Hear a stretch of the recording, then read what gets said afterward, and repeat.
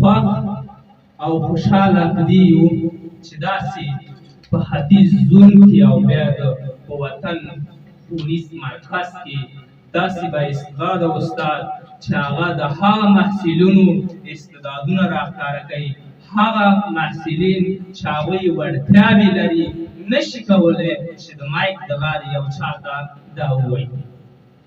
خو هغه شخص چې په خوست ولایت کې ډېری داسې محصلین، ډېری داسې استادان، ډېری داسې مدیران، ډېری د مختلفو اداراتو مسؤلین، ډېری داسې رئیسان چې هغوی نشل کولی دغه خپلو کارمندانو ته وینا وکړي. هغه شخص چې هغوی هم په خوست هم په ختیځ زون کې داسې استعدادونه راښکاره کړ چې نن هغوی کولی شي چې په مختلفو ولایتو کې د دې له برکته د ویناوالۍ برنامې کورسونه خلاص کړي، ویناوالۍ برنامه تدریس کړي او خلکو استعدادونه راښکاره کړي. هم د دوی برکت دی. کور ودان دا موږ خوشحاله یو چې داسې سیمینارونه وړاندې کوي تر څو نن داسې سیمینار چې هغه پر ځان باور زیاتول. سیمینار په اړه ځینو څه نشم ویلی، زه رقم الفاظو باندې له استاد څخه مننه وکړم.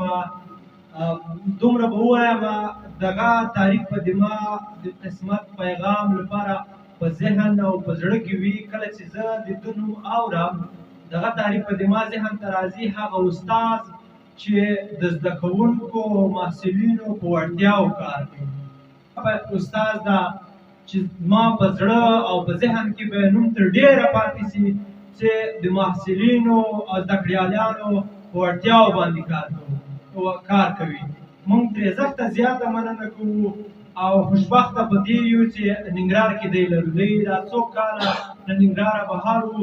د ننګرهاریو ځوانانو لپاره فکر کوم له دې به بیا زرین چانس پیدا نه شي.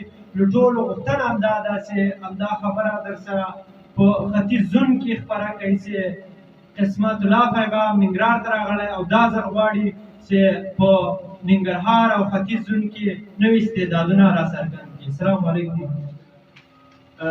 ډېر د خوشحالۍ احساس کوو او ډېر د خوشحالۍ ځای ده چې دروند استاد ښاغلی قسمت الله پیغام موږ په داسې یو څه ونازولو نن ورځ چې هغه څه ته چې د موږ او تاسو ټولو ضرورت و، دې ته د موږ ډېر ضرورت و. په ځان باور ترلاسه کول.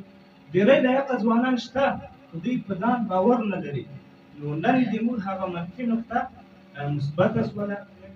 نو زه ډول چې موږ او تاسې ټولو معلومات ترلاسه کړل چې دغه سیمینار ښاغلي استاد قسمت الله پیغام چې دی کړی و اعتماد بنفس یعنې پر ځان باندې باور په نوم سره و. واقعا دغه موضوع دومره یوه مهمه موضوع ده چې هر یو ځوان زموږ د ټولنې هر یو وګړی هغه که لوستی وګړی دی او که نه لوستی وګړی دی دې ته ضرورت لري چې دوی باید په ځان باندې باور ولري، په ځان باندې اعتماد ولري.